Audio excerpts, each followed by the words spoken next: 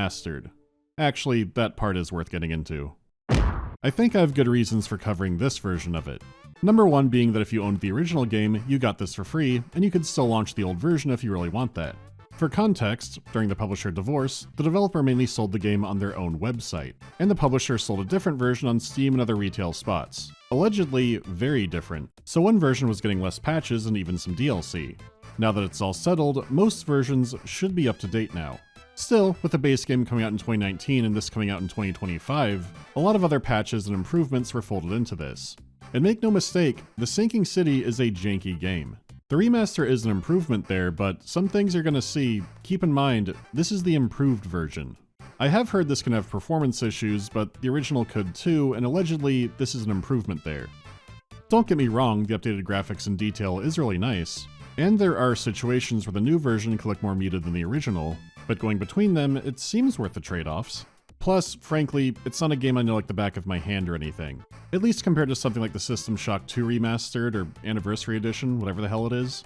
That's a game I know well, with a lot of changes sold as a separate package. I did a video on the original there, so if I did do a remaster one, that would get more in the weeds on the differences and the value there.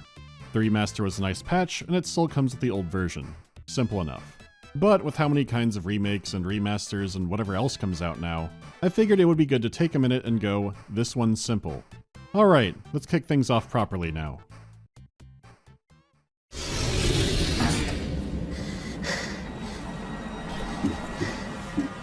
This is Charles Reed, and if you didn't guess already in the 5 seconds of his intro, he's in the same club as Walters and Pierce in the games before him, a detective haunted by strange visions and nightmares.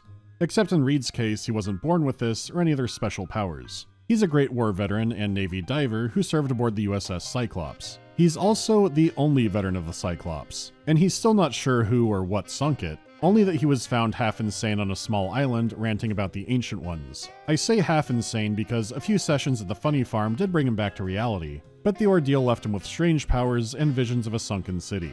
But between his regular cases in Boston, he corresponded with a Johannes Vanderberg. He's found that others have been plagued by visions, and they go to Oakmont, Massachusetts, somehow surviving the endless potholes in the roads to make it to the coast. But it gets obvious quick why this is Mecca for maniacs. For starters, Oakmont isn't on most maps. Those who know about it have no interest in going there. The one great value Disney cruise liner that would take you has what looks like the Prometheus squid baby on the wall. Then Vanderberg is immediately waiting for you on the gangplank. He's sort of like a Kentucky Fried Goldmember crossed with the devil. I take it you're a big fan of yellow. Well, I have a particular weakness for it. Call it a personal quirk. It turns out Oakmont underwent a massive flood half a year ago, so now it's extra isolated from the mainland, along with washing up all sorts of strange things into town, like the strange creatures who have already replaced the regular vermin like rats. But are there cat mutants or hermit crabs wearing cats? You walk 30 steps into town, there's a police line, a crime scene, a mob boss, and the mob boss is a gorilla. Private investigator, you say? Well, perhaps we can help each other. His son is missing, and he's sure it's the work of Innsmouthers. Yeah, the fish people. The government raided their city and DOS-booted part of Yehanuthle to the bottom of the sea. So in literary terms, this picks up right where the Shadow over Innsmouth left off, but in gamer terms, it's a sequel to Dark Corners of the Earth. And I do love that game.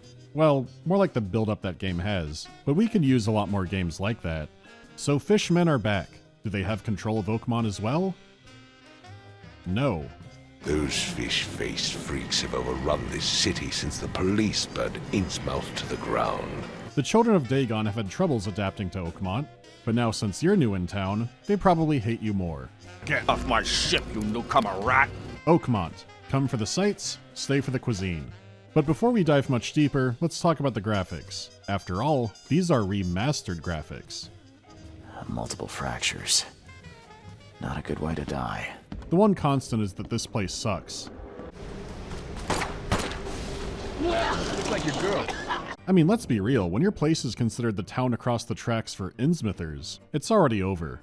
There are multiple criminal gangs, rival cultists casually walking the street, and these are the better parts of town compared to the Monster Mash alleys, which are so bad everyone agreed to quarantine them off. If it was around back then, Oakmont would have had its own unique 2-digit credit score. But while the lows of the town are pretty low and there's a lot of them around, it's still a pretty big town with its own unique districts, and some are much better off than others. It's clear a lot of areas were already poor and rotting, but some neighborhoods have only recently fallen on hard times, mainly due to the flood. You can turn a corner to find an entire street underwater, and Reed has to navigate through on his trusty death trap ship, the Cyclops 2. You can go from walking down a fairly nice neighborhood you probably won't be stabbed in, to then dodging and weaving through rusted buses in Tetanus Creek. But you're not always the only one out there. Townspeople have their own rafts and barges. It makes for some surreal visuals because you have this slow burn apocalypse happening, but for them it's their home and they're stuck there, so life goes on. Still, Oakmont was shunned even before the flood, and the entire place is buried in weird traditions and culture. Just looking at the statues around town tells you Oakmont has had a long and unhealthy relationship with the ocean.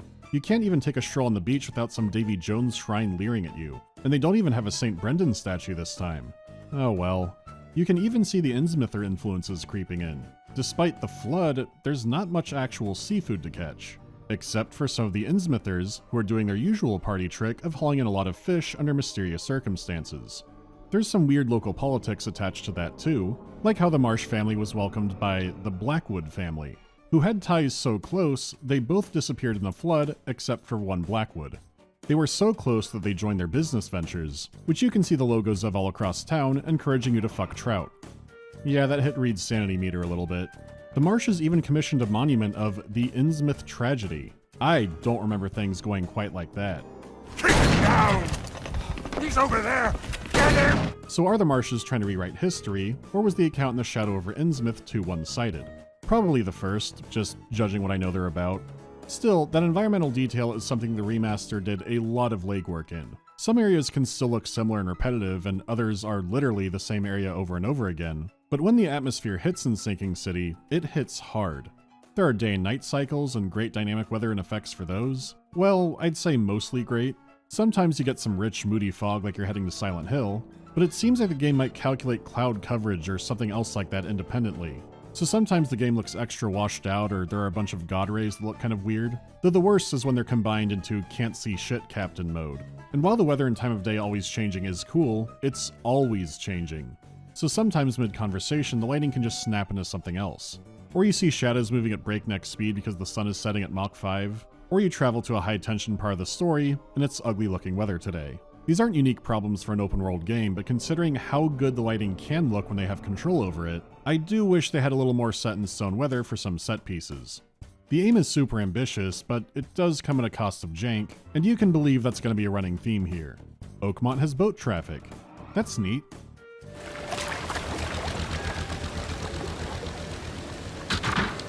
Guess I'll be going around today. You can swim, but well, looks like that.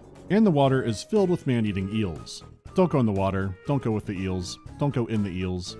Anyways, I'll get into the reused locations in a little bit, but I want to talk about the NPCs. The sheer variety of them you see going around town living out their lives is great.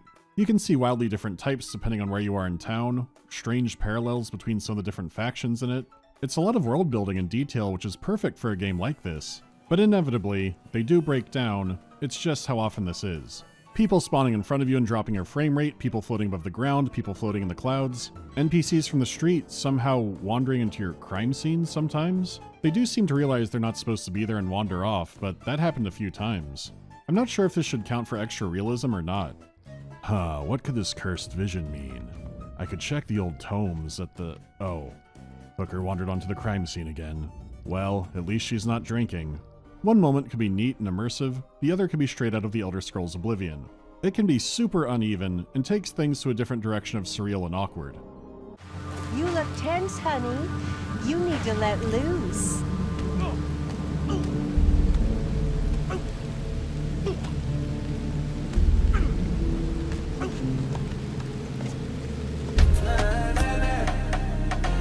Yeah, no worries everybody, it's just a lost dog. The NPCs can already struggle in peaceful hours. When things get busy, you're gonna see some shit. But I don't want to get too far into this yet. It can be awkward and funny, but my bigger bugbear is with the faces. Again, in regards to the visuals here. It's not the design of any of the main characters, which are really good. It's more who counted enough as a main character to where they got their own face model. Mr. Robert Throckmorton isn't someone you can easily copy and paste.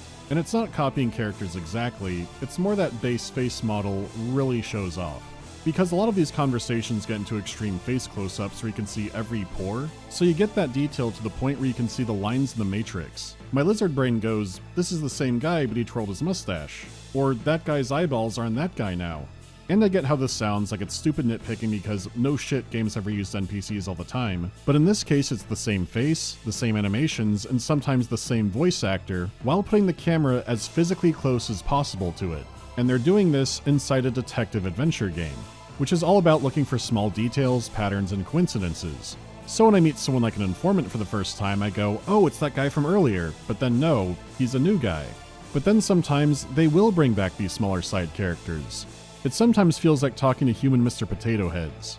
It could have been mitigated with less of the same shot, reverse shot, then zooming into dermatologist mode? Is this where I apply the red light therapy? Let me be frank, newcomer. Now he's trying to change characters mid-conversation. You can't do that. Oh, thank you, Mr. Reed. So brave and handsome. And I want the statuettes on the chimney put back all nice and neat, one on each corner. Understand? Ma'am, It's not everyone, but it happens enough in a game like this to be annoying. And to be fair, they knew it was a bad limitation. They practically make it a plot point. You and I look rather similar, wouldn't you say?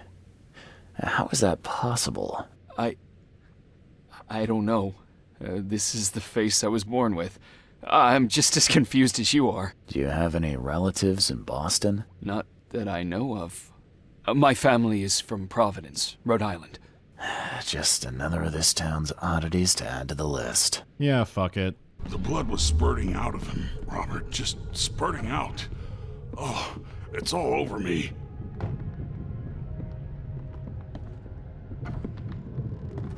Naturally, it would be rare to have a Lovecraft game without a sanity system. This one's not too far off the range, but still worth talking about. Whenever Reed witnesses something disturbing, his blue sanity bar starts dropping down. The farther it goes, the more extreme effects will be, and it is randomized a bit to spice things up. It could just be the color drops out, or he thinks he's underwater and hearing mad whispering. Sometimes he has strange visions of creatures and figures. Some could easily be from his past. Or it could summon oily shadow creatures that try to murder you. It could be an old film effect, you could be swallowed in darkness. A lot can happen beyond just blurry screen, which I do appreciate. Now if you want to restore your sanity, you just shoot up a horse tranquilizer. Some summoned beings can and will attack your health and murder you, so a fast pass exorcism injection can come in clutch. It could also be worth it if reality is so far gone that it'd be better to do it now. But otherwise, it slowly restores on its own over time, as long as you're not looking at anything disturbing. Just keeping one of these beings out of eyesight for long enough will banish it. Really, it seemed to have its best moments during regular combat encounters. Because on one hand, it is distracting you and trying to throw you off, but it can also create more legitimate dangers in the fight. So there is some balance in retreating and looking away. And some creatures do have strange enough powers and effects that it can be hard to tell what's actually real or not. It's often just an inconvenience in a fight, but it has its moments there. The real issue is what the game considers a disturbing moment. I'm sure some people won't like some things the grizzled war veteran and detective is bothered by, but that is an ongoing constant with these games. Reed just has some really weird ones. His powers can let him enter the Lord of the Rings Wraith world to put together past events. His mind's eye also gives him glimpses through certain objects, or see-through illusions and spellcraft. The city has plenty of magic users that can make false walls or disguise one object as another. Using this power also drains your sanity, which makes perfect sense. They put effort into selling it as an otherworldly power and not just a dotted line towards where you need to go. Like a trail of squids or birds that go upwards if you need to climb, or ghostly figures that point. Don't get me wrong, it is still a dotted line, but it's got good presentation. Plus, most clues you find the old-fashioned way, you don't need this to point to everything. So this is draining, but he's used to it. Now the meat sarcophagus, yeah, he could freak out at that. The skin teddy bear? Absolutely. But sometimes something you're not paying attention to or just out of sight can drain sanity, and it makes comedy gold. Like hitting the suffering from success on some quest completions is pretty good, but this one is my favorite. Nice work. When I was a kid, I would have gone nuts for this. Well, if it was finished, that is. God, I wish I had that boat as a kid. Take me now, Lord. There's some magic when he runs into a mild inconvenience and imagines himself swinging. It really takes me back to college courses and working in retail. I also like it when I'm doing poorly in combat. It's like I missed too many shots, now the game is telling me to rope myself. It's just like playing Dota with my friends. This is all fine and can be visually interesting at times. But Eternal Darkness remains the peak, and I might have to do a video on that at this point. And if you couldn't tell, I don't find this game to be very scary. It does have some really interesting and unique monster designs. Sinking City has some solid creatures, it's just the context to deal with them in. But still, overall, the game has a lot going for it visually, though it is held back by a lack of polish and some design decisions which could have used more resources in other parts of the game. Alright, so let's move on to the audio. Like the visuals, they do overall nail the atmosphere. It has good layered sound design, and some music tracks are more ambient that just kind of blend into the rest of the soundscape. Sometimes there is no music, but often it is there, just very subtle.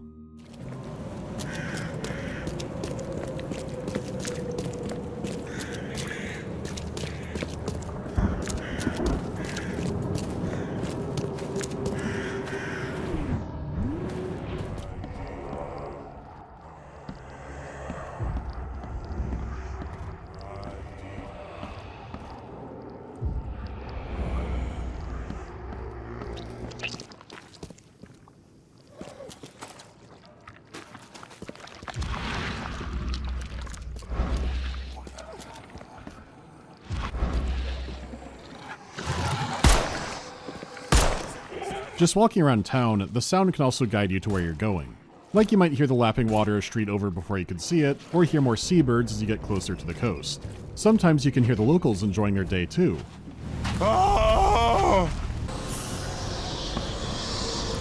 Pretty sure that's not a good sign. Really, everything about the sound is more consistently good, whether you're boating around town or sharing your great war experiences with the Ancient Ones. When the music does come to the front, it's always welcome. It doesn't get too bombastic to break what the game's about, but it can range from culty strings to harsh electronic noise. It's the kind of thing that could have easily been a mess, but it all gels together. It keeps the tension, but gets loud when it needs to be.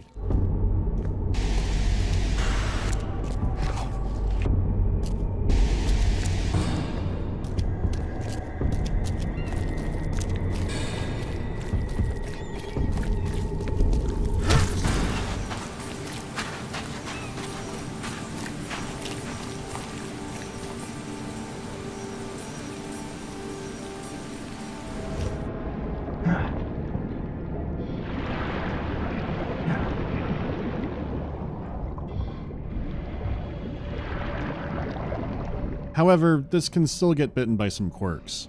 Sure, it's good ambience, but on some occasions, it just vanishes. What's up?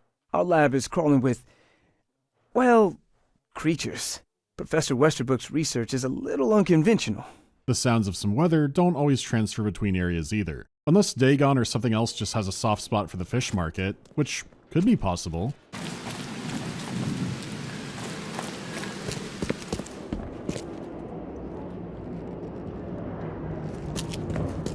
There's a couple weird triggers like that.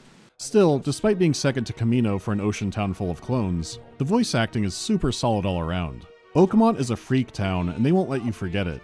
Thank all angels, kind sir. You saved me. I say, you did. Here, take your reward. And don't forget to recommend my lodgings to your friends. I hope they are never in such dire need of shelter. You'd be better off talking to the wall. Raymond Archer ain't here. Left a few days ago and never came back. Didn't pay either. Out of all the official Lovecraft games I've played, I think Reed is my favorite voice performance. Since the nightmares keep him from sleeping well, he actually sounds constantly exhausted. It's like at this point he's seen so much that there's not much that phases him anymore. When it does, he'll sound thrown off or disgusted, but nothing too over the top. Christ almighty. Is that a dog's skin? It's still wet. He has bits of emotion that come to the surface, but as a private detective, he seems very wary on who to tell about what. So even as he interacts with a kaleidoscope of disorders and cultists, he keeps it pretty grounded. I have been groomed for this. I have waited my entire life for this. I am chosen. I am chosen. Let me free you from the burden. You better start making sense, Blackwood. No matter what, you never get that moment where he goes cuckoo bananas from the revelations. And sure, it could have been powerful to finally see him lose his composure for once, but there's a good chance it could have broken the tone and not stuck the landing. We can't have our Squid Games getting too silly, but it's clearly a conscious creative choice. The actor definitely has the range for it. Things did not go as planned. She didn't make it. What? I pay you to find someone and you come here hat in hand bleating that she didn't make it? But like everything else, little technical bugs can still bite even here. It might not be that noticeable and it only sticks out to me because I edit lots of audio, but some voice lines, including random NPC barks, will cut out like a half second earlier than they should. It could be easy to miss. Ugh, I'll miss the carpenter's food giveaway with this darn port closure. Show some damn respect. Sometimes the bark will be cut off one time and then be fine the next, so it's not like a bad audio file. It just gets cut off early for some reason randomly, and it happens often enough to be worth a mention. An average Joe, if not for his bald head. That guy was as bald as an egg. I guess Carl Pilkington came to Oakmont. Maybe you can hear it, maybe you can't. It doesn't matter too much. Still, something is feeling more and more familiar about this game, and not the Lovecraft stuff. For now, I do want to get into the proper gameplay, and while the game does have shooting and exploring, this is mainly a detective game, which makes it really difficult to show examples without spoiling things. But it does put everything else in context. So to kick things off, I'll be going through the tutorial case. It's mainly just setup, but it does give a good idea of where the game is aiming. So let's solve the 8th man case. Yeah, good luck, man. So Robert Throgmorton here leads one of the 3 grand families of Oakmont.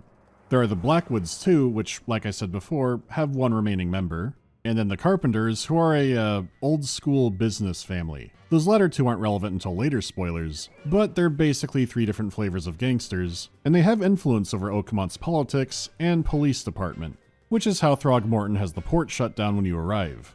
His son Albert is missing, and he wants answers. But yes, you can ask why he's like that. Proud and powerful blood flows through our veins. My father united with a certain royal family, which has blessed all our offspring with these exquisite features. It's exactly what you think happened. Anyhow, his son Albert was part of a deep-sea expedition. Allegedly, he was last seen washed up on shore in a lifeboat, babbling incoherently. He was then brought into a fisherman's house, and it's not clear what happened from there, but Albert is gone. Since Reed is new in town and a private investigator, he might have angles they don't have for figuring this out, especially since Throgmorton barely believes any of this happened. And you don't believe him? Complete malarkey. I know my Albert. I raised him strong and smart, the best of his kind. It couldn't have been him. Albert's disappearance is the work of Innsmouthers, mark my words. You help find his son, he helps with your vision problem. Remember, many others came to town with the same issue, this isn't his first rodeo. So you could run right into the house, or go down the beach and check the lifeboat. Where's your Oberon, huh, Titania? You can pick up some objects and rotate them around for additional clues, like the strange substance in the diving helmet. There could also be notes and paperwork to find, like Albert's will, which pretty much confirms he was going insane. You could give him the will, but he's still just mad you're not solving the problem, so it's best to go check the house. Let's see what you find, newcomer.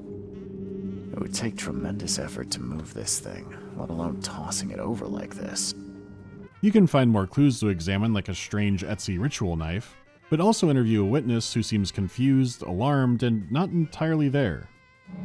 And he started to make these horrible sounds, and okay, my head began to burst, and he woke up. And after that, I don't remember a thing, just dreams. Drowned streets, a sleeping giant, a voice that called me. One fisherman is beaten to death, and examining another item, you can use your mind's eye to look into the past.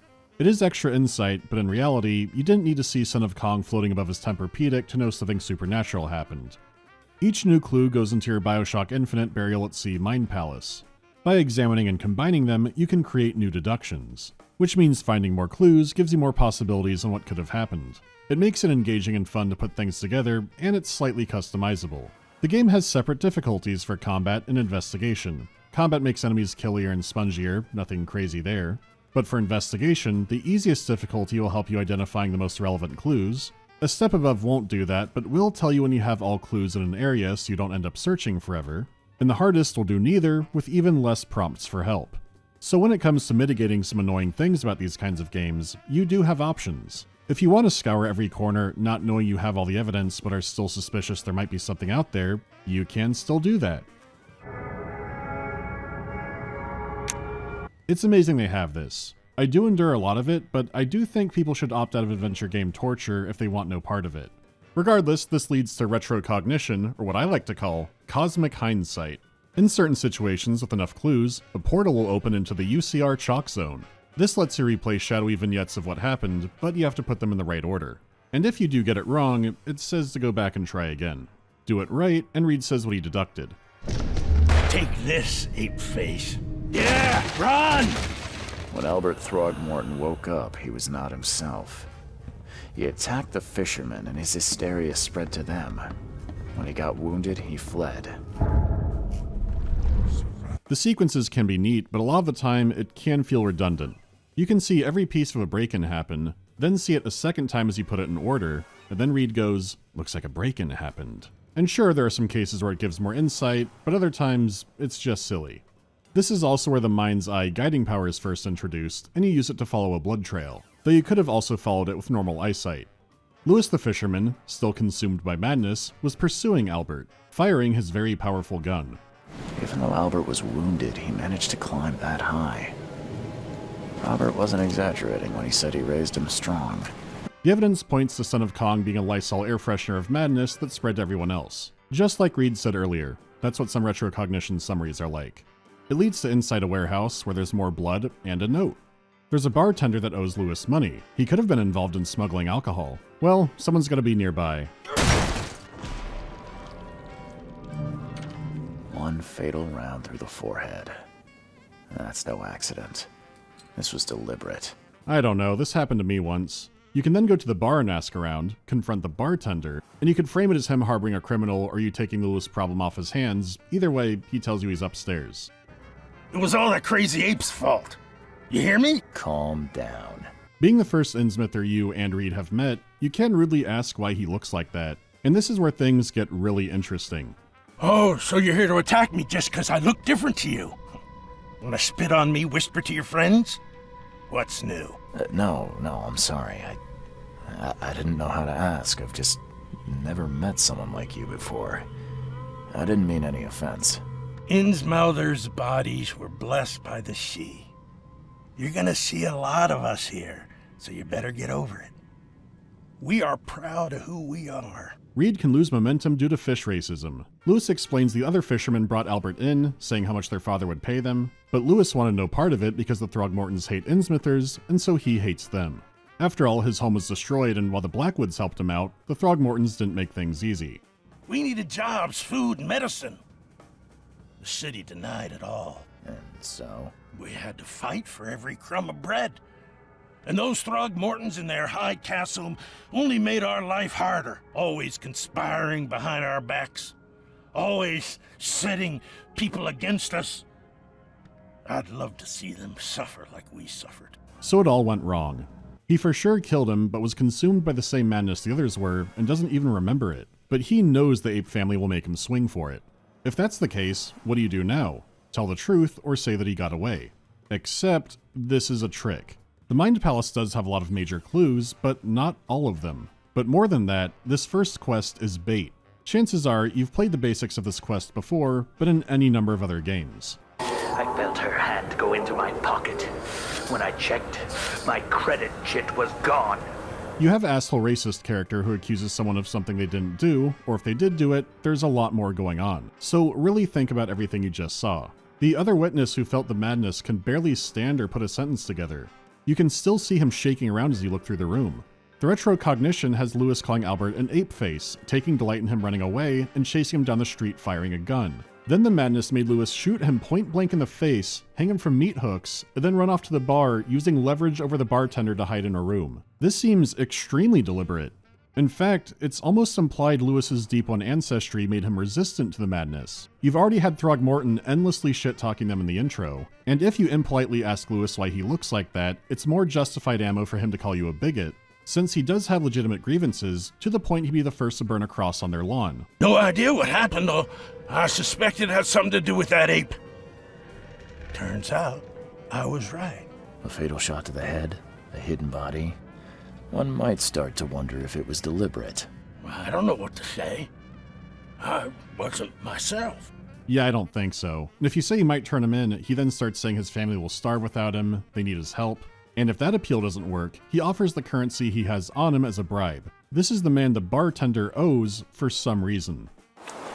2 possibilities. Nah, he was 1,000,000% aware he did this.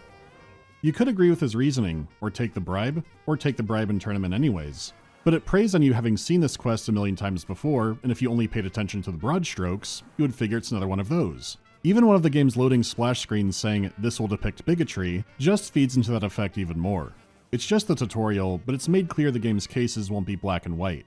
But again, this exact template has been used so often in games, a lot of people could have easily missed it. It's a great stage setter. You really need to pay attention and consider all the... Can the gang war stop for like 5 minutes? 5 minutes! Sure, the sinking city lets you own zone demon dogs with a machine gun, but this is the core of it that kept me playing. You can tell this studio has been doing Sherlock Holmes games for decades. Then you throw this into an open world, which is both a blessing and a curse. I guess that's totally appropriate.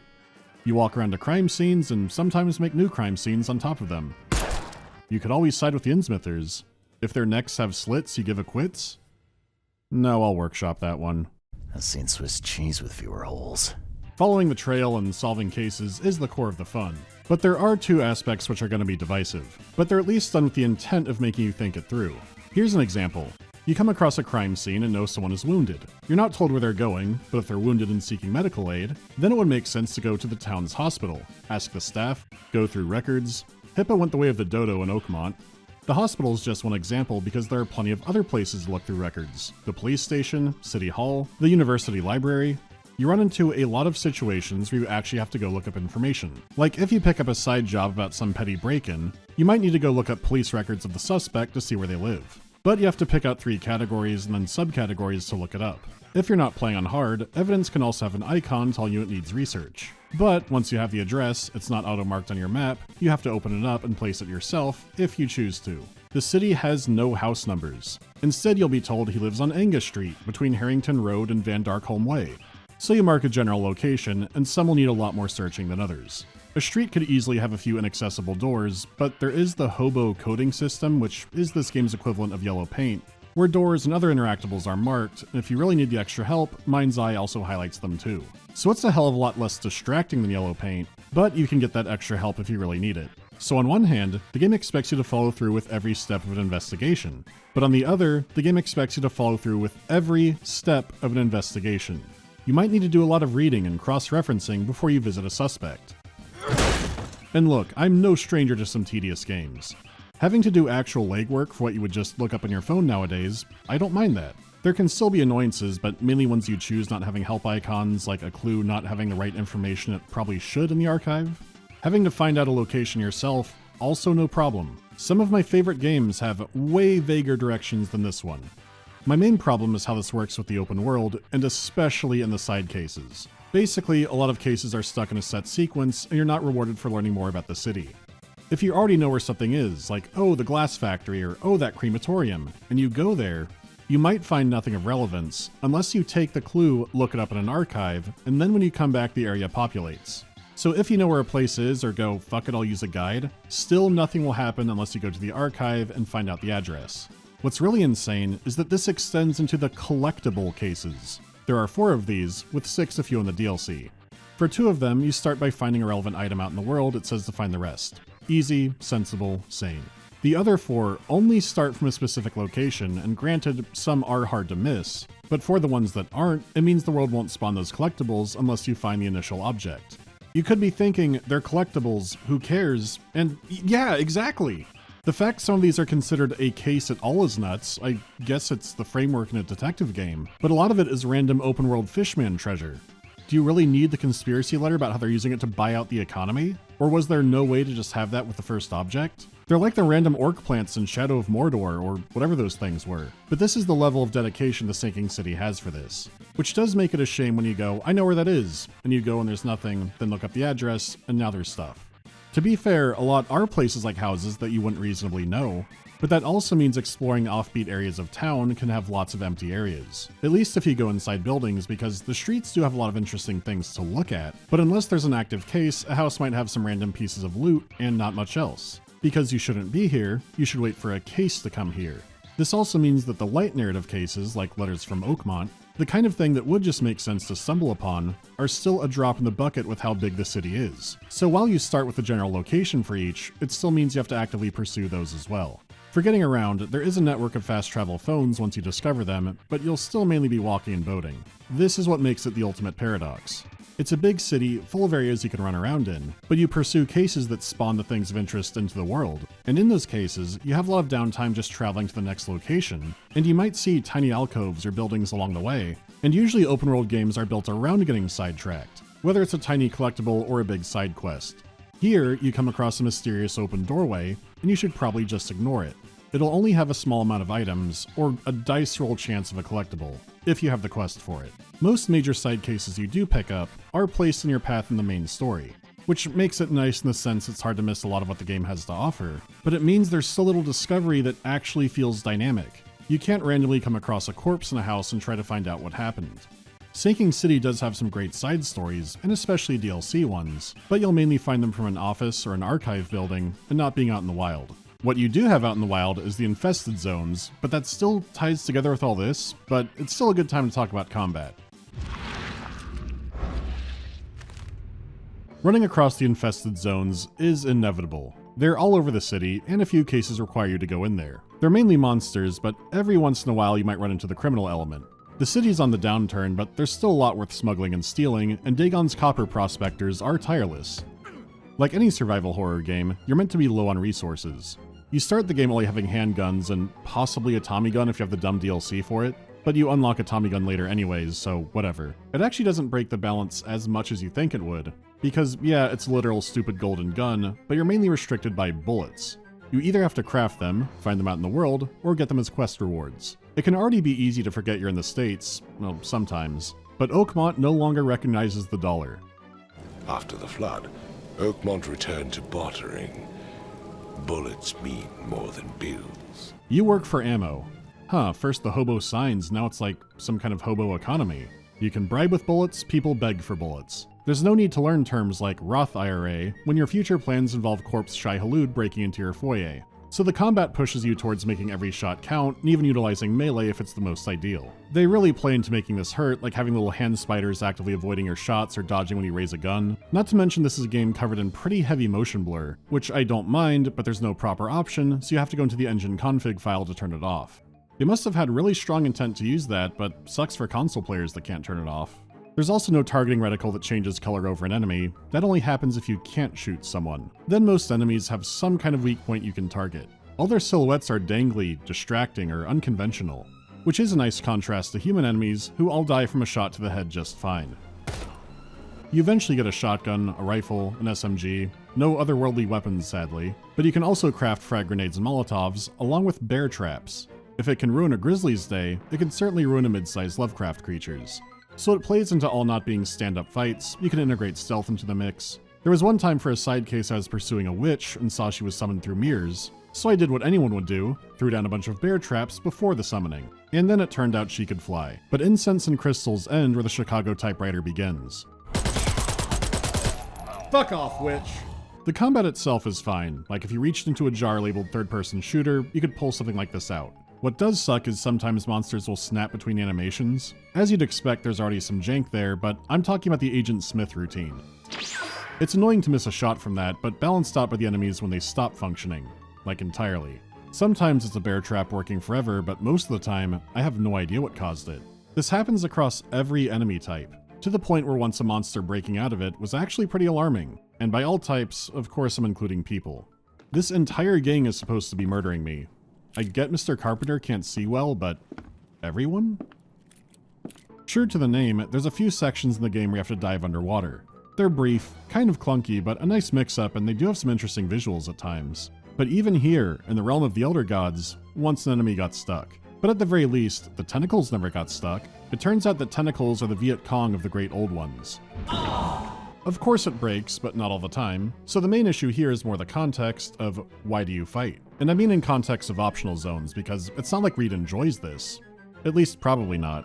Enough for a trench full of krauts.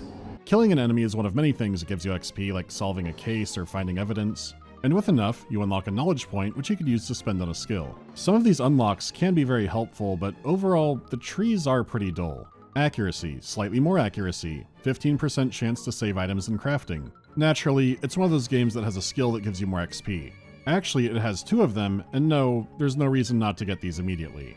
The combat ones are nice, but in theory, the crafting, material saving, and inventory expansion ones are the most useful. You have a hard cap on both the amount of ammo and materials you can hold at a time. There's some fights in the main story, so you do want to be well equipped, and the infested zones have by far the most materials. They're also full of creatures, so it's intended to have a big fight to get the items. Gotta spend bullets to make bullets. If you play this as intended, the fights are desperate, you're almost always in the back foot, and you really do feel the benefits of skill upgrades. The problem is, when you leave and come back to the zones, all the enemies respawn, and so does all the loot. Remember, these zones are quarantined because narratively the public can't handle the monsters, and mechanically the public can't handle the monsters. So if you're mainly going for supplies that respawn, and the skills aren't that valuable, then shouldn't you just run in, grab a bunch of stuff, and kite out? Yeah, if you just want the materials or find combat tedious, you can absolutely do that. The actual resource scarcity is as artificial as you want it to be. The core problem is, the survival horror elements are things you have to ground yourself for and make house rules. It's the exact same problem sneaking has in a lot of stealth games that aren't entirely focused around stealth. Because what ends up happening is you go, oh, I'll try to sneak around, but if I get caught, I'll load a save, or I can kill everyone in here easily. You're hiding to protect the enemies from you, not because they're a real threat. You shouldn't have to do this kind of extra pretending when you're already playing a video game. My supplies are so low, the enemy is so deadly. Unless I go do this for a bit.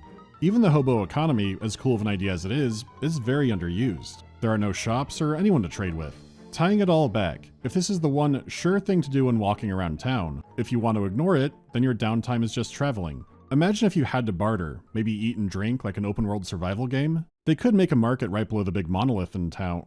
Wait. Remote town having a strange catastrophe, quarantine zones full of weird creatures, open world investigation, Eastern European developers, sickening color scheme, copy-paste layouts, copy-paste people, the hobo economy. This is fucking pathologic. I've been tricked into playing pathologic again. Why is that one of the games that has to haunt me? Why can't it be Northern Journey? Or Thief the Black Parade or System Shock? It's always going to be one of these, huh? If I went through every weird commonality between these 2 games, I'd probably lose my mind. It actually ends up being a good example of why Pathologic 1 and 2 work so well with survival meters. If you could actually starve and die or had to put off the insanity like it's some kind of infection, even if a bunch of layouts in the infested zone or random houses are copy and paste, the context would make them compelling. I wouldn't be moseying in looking for things to do, I would be pushed to be here because I'm trying not to die. Sinking City already has a ton of pieces in place for this to work. Even if the level of jank was the same or even worse, the game itself would be a lot more engaging to play, I think. Because even with the shortcomings, cases are a lot of fun to investigate, except for some of the tedious downtime. And sure, a lot of people could consider those meters tedious or annoying, but it could just be an option, or something scalable. It is awesome to have a big detailed city to run around in. It's extremely ambitious for a team like Frogwares. But all the systems they put in to support the open world couldn't quite make it, so it all feels on the verge of true greatness. And a lot can be inconsistent. There was one small side case where I realized some people downstairs were all homunculuses from another dimension. The real people had been replaced by monsters, so I go to murder them. Dane! Dane! Dane! Dane! If you pull the trigger, you'll regret it. I then pick up another item, they all attack and we can fight. Or how about this? Eventually, Reed stumbles upon the Ku Klux Klan. They probably weren't the wizards you expected to see playing this game, but you could find traces of them all over the place. You could even meet their leader and leave peacefully or have things go even more south. Oh, a wizard. Like Houdini. Yeah, show me a magic trick. What the druck did you just say to me? Not only can you kill all the attackers, but also wounded on the ground who were already like that when you arrived. However, there's also another member in their torture basement who can offer a medkit because he's injured, or not help him out. You can massacre everyone else except this man arbitrarily. The cases being so linear can make very weird people essential and at odd times. The KKK have dating tips? There's a lot I didn't know. This town is a nightmare. Can't even find a decent restaurant. I don't think the health inspector will be pleased. I didn't think that was dinner. That doesn't look like a dinner bag. Even though I've talked a lot of shit, I still do like the game, but if someone said they hated it, I wouldn't need to ask why. And that is purely from the gameplay. I have other little annoyances too, like no crafting hotkey, but things like that take a backseat to having this big open world with some thin systems inside of it. It feels like set dressing for cases you find in one way when it could be so much more.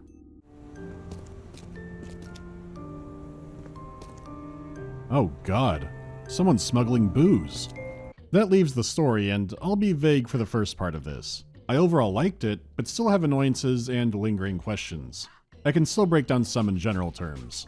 A few areas have felt underdeveloped when really, they reached for these heights. But some aspects of the main story feel like a lot more was outright cut down compared to not reaching it. That said, I do appreciate how much gray they try to sprinkle into the choices, even if they are more clear-cut sometimes. Like the homunculus creatures I mentioned earlier, we're trying to escape how horrible their world is. And even think people here don't appreciate it enough. Which, there is no choice here, you have to kill them, but it still adds a bit of depth to it. It can boil down to needs of the many versus needs of the few, and the choices can get very rough. There were times I had to stop and think about long-term consequences, but a lot of main story cases can end up self-contained, and you only learn about their effects through a newspaper article. Like if you ratted out Lewis, there's an article about Innsmouthers getting raided more and more, but if you let him go, you instead find a note from him telling you to get out of town.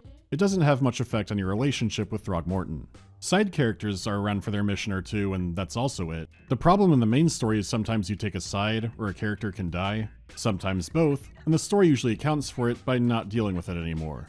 It ends up being that some side stories feel way more consequential, because these were clearly meant to be entirely self-contained. Even though they include some collection quests, if you are getting this game, the side quests DLC is worth it. The cases are a little more exotic and tonally different, but a good addition. Even when the side cases only have one solution, they still give you more insight into Oakmont. It's buried in tradition and extremely weird culture. A perfect example is going to the Throgmortons, and in the background, they're having a wake for Albert. I'm not sure about Open Casket when he was shot in the face, but to each his own. You swing by again later, you look over, they're having sun cake. There's a cake replica of his own son, and we're all digging in. It's never directly said who or what royal family the Throgmortons descend from, but seeing sun cake gives me the impression they might have actually eaten their dead. But now, being filtered down through American culture, it's just a cake replica of the corpse. You don't get to talk about it, you just witness sun cake. You get weird occult happenings combined with moral dilemmas. Even if answers likely skew one way, they still try. Like, hey, while trying to steal something from the homeowner, this burglar also murdered him. But the guy who died was an art collector, and the murderer was a poor man who couldn't afford his mom's funeral and had to eat cat dinner. I feel like I don't need to invoke the spirit of H.P. Lovecraft to figure out what to do here, but I will. I'm pretty sure he's Irish. I'm gonna have to report this. I'll get the char for this. Sun cake or cat dinner? The age-old question. We're gonna get deeper now, so if you don't want spoilers, go to here. Okay, what did Sun do before cake? He was leading an expedition into the ocean on orders of his father. After you find Robert's dead son, you can either say you're looking for missing people here, or tell the truth and say you're coming to solve your own madness. If you take the more personal approach, he doesn't blow you off. But I believe the source of this madness is here, in Oakmont. They're not wrong, Mr. Reed. An inexplicable hysteria spread through Oakmont after the flood. I funded an expedition to explore recent geological activity that may be responsible. This is the trail. Not only is the expedition missing, but their headquarters was raided by Innsmouthers. This is abridging a lot of sleuthing, but once you do, you find the expedition site, an undersea air pocket cave off the coast. The scientists are all insane with the same madness Albert had, but many of them were also killed by Innsmouth raiders, though they had strange symbols and clothing. There are some familiar statues and symbols around, and that's part of the problem with official Lovecraft stuff. This one banks on you knowing a lot of the stories already, and if you don't, they might come up in a side mention, but not elaborated on. Reed and many others initially think being an Innsmouther is a medical condition, but when he finds out the truth, it's a single sentence without much reaction. That's the usual for him, but this one's a little more extreme. It comes from breeding with monsters. These sea creatures they call Deep Ones. They take our women and they spoil them with their seed. Then they give birth to degenerate fish-faced offspring. Where did you learn all of this? The game's general approach is, you knew that, let's not linger on it. When there are times it seems like we really should, but I'll get into that more in a bit. Professor Doe, the lead researcher in the expedition, is nowhere to be found, having been kidnapped by fishmen with a strange object. The choice here is rescuing the scientists, or leaving them to die, but if they come to the surface, their madness may spread. You can't tell Throgmorton the truth, you can only lie to him, which is the start of a pattern with him I really don't like. Following their trail leads to learning about the EOD, or Everyone's Own Duty Organization. They're a community charity and, despite the fish famine, have plenty of it to give out for free. Once more, if you know Lovecraft, she's telling you all of this standing in front of the Eye of Dagon. No shit, the EOD is the Esoteric Order of Dagon. The complexity comes from a university professor who is poisoning the free fish. His own wife got wrapped up in the organization and then left him when she told him that her baby was a deep one. The thing is, beyond the personal vendetta, he sees what's happening. By giving out free fish, the EOD is gaining influence. They're stopping the starvation, but up to criminal activities, people are going missing, and once they're strong enough, they're sure to do something horrible. By poisoning the fish, many innocents will die, and more will go by starvation. To make it more complicated, the EOD doesn't appear to be a purely evil organization. Lower level members like Daryl here are genuinely good people. The fact is, he is a spawn of the Deep One, he will return to the sea, and he and his religion know that, but in the meanwhile he genuinely wants to help and feed the hungry. You can even find a note about how he makes handmade toys for the orphanage, but avoids delivering them in person because of his appearance. He is a good person, but the higher level of the EOD is still using that. It still spreads their influence, and as nice as Daryl is now, will he stay that way after some time in the sea? When he said he didn't know about the secret torture room in the fish warehouse, I believed him. In the end, you can either stop the poisoning, or help do it. Okay, so in the original short story, Innsmouthers are pretty unambiguously evil. The Deep Ones hope to kill us all in the long term, and the whole town is in on this. The Order of Dagon is just the town church they're all a part of. What if you went to a weird town, and they're monster hybrids who want you dead? The thing is, when it comes to fantastical races and creatures, I don't care if it's simple.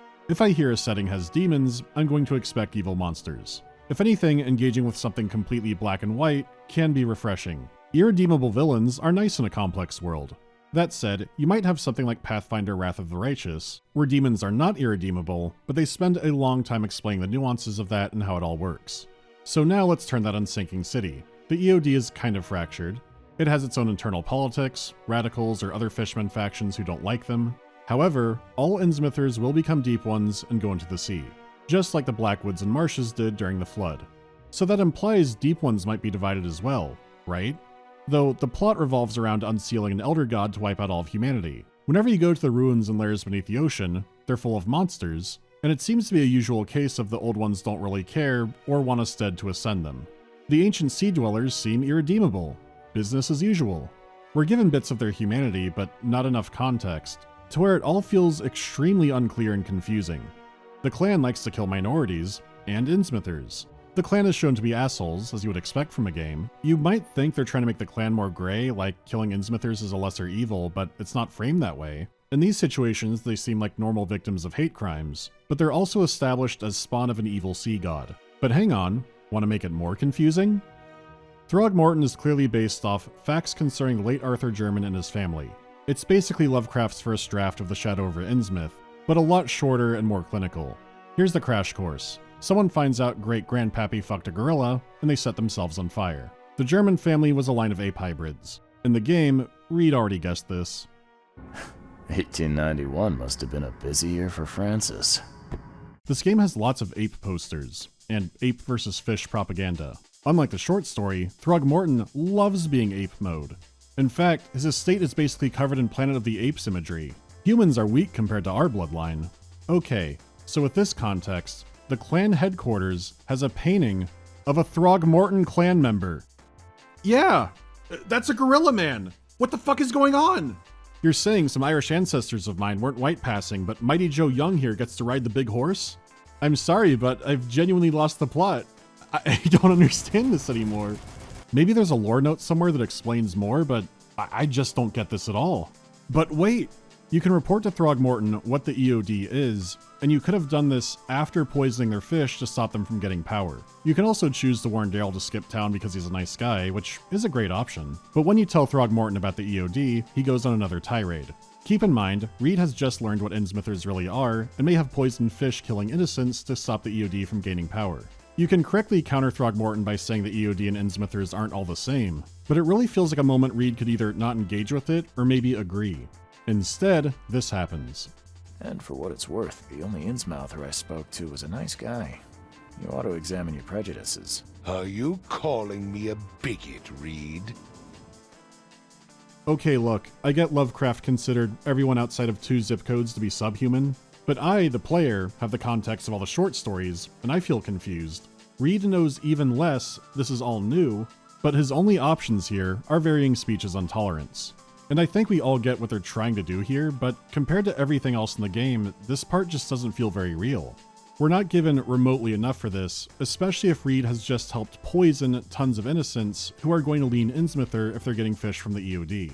He makes good points about how the Throgmorton's oppression has pushed some Innsmouthers into the EOD, but it's coming from a setting where they basically were the same thing. Why do they need to be pushed into it, where once they were inherently in it? No wonder desperate Innsmouthers would seek refuge from a radical organization like the EOD. They had nowhere else to turn. I shall think about what you've said. The arc after this involves the Carpenter family, and is very similar. Brutus Carpenter is an old-school gangster who has no sympathy for the city until recently, only because his son, a good-natured war veteran, has taken over. There's a catch though, in that there's another local cult that has some influence over him. Keeping the son in power means the Carpenters are a force for good on the streets, but a very bad organization might get more energy.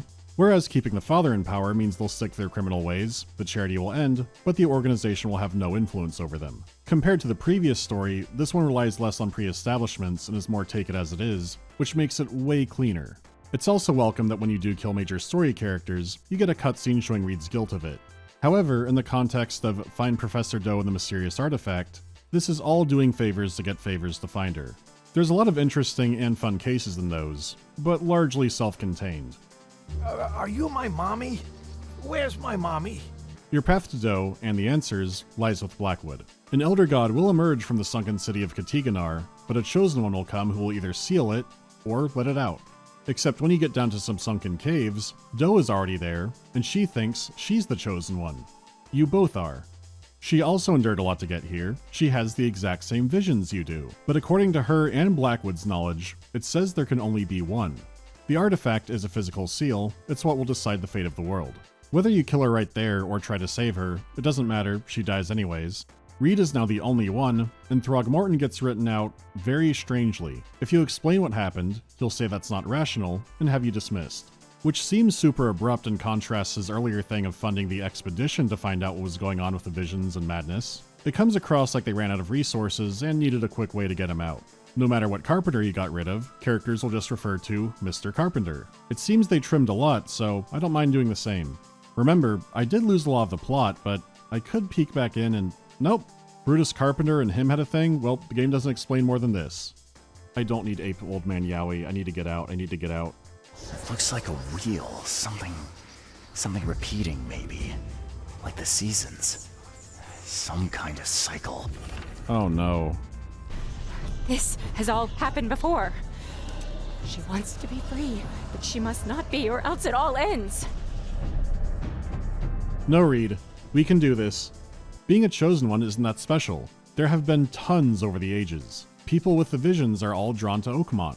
It even seems like Vanderberg might be part of the force drawing people in. When a new Chosen shows up, they can release the Elder Creature, destroy all of humanity, and maybe ascend into something else. Or they sacrifice themselves and continue the cycle. He has an obsession with yellow, hangs out at the theater, and might lead the Yellow King gang, which heavily implies he's the king in yellow, but in the game, he seems to be the direct voice of the Force causing the madness. It's interesting that he also seems frustrated that the cycles keep continuing. Humanity is doomed, but no Chosen will make it happen yet. He says it's predestined and inevitable, it's the only choice that matters. Blackwood was raised in the EOD and groomed to be a Chosen, but he's not one. He's been left behind and researches tirelessly, wanting to take the curse from Reed onto himself. You get the sense he wants to doom the world, but it seems more tragic than anything. In the novels, Arthur German sets himself on fire when realizing he's part ape. Here, the Throgmortons are proud. They embrace it. In The Shadow over Innsmouth, the protagonist accepts he will one day go into the sea and feels more excited and compelled to do it. Here, Blackwood was left behind. He'll still be a deep one, but he's not part of the Chosen. Still, in that context, it seems like it would have made more sense for him to reject his heritage. Like entirely, to where he's Arthur German now. He could have given more insight into how their world works. All the answers to questions that were not explained and we desperately needed. Sinking City has good themes, just executed unevenly. It's all about legacy, bloodline, your heritage, what you're supposed to do, what you're meant to do, and ultimately, the game thinks that's up to you. Your options could be limited and harsh, but there's always a choice. It's just a shame one major part of that is insanely unclear. Otherwise, it's an interesting spin on the Chosen One idea. You do have the option to end the world, try to escape the choice and see how that plays out, or let the cycle continue. Link the fire, whatever else you call it. And yes, this does happen at the Ending Machine 7000, where choices really didn't matter much for this part of the game, but with how everything else played out, that's not a huge surprise. There's no happy ending as expected for a Lovecraft game, but there is some weird solace in the continuing the cycle ending, because at the bottom of the Cthulhu Fun Jump are thousands and thousands of skeletons. Every previous Chosen made the journey here and decided humanity was worth continuing. No matter how miserable they were, no one burned the world with them. Unless you do that. It doesn't matter. Fuck off. Oh man, Sinking City. For better and worse, this feels like Dark Corners of the Earth all over again. There's a lot that's great, incredibly well done and atmospheric, but then also buggy and a lot clearly cut out. But it's still really ambitious. It gave me a lot to remember, both great things and absolute brain implosions that they didn't intend. For now, the Sinking City 2 is coming, and the bits I've seen have shown a lot of improvement. I'm expecting bugs, but I'd want to play it day one if that tells you anything. I find the Sinking City fascinating, and it brings me closer to the ultimate truth: it's all pathologic.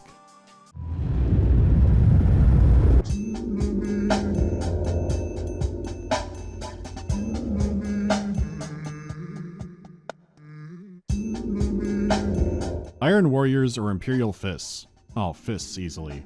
Do I still have flyers from the cult around where I live? I do. It doesn't help that people I know keep finding new ones, so even if I miss it, I'm just in the newsletter now. If I played it, how do I feel about Menace Early Access?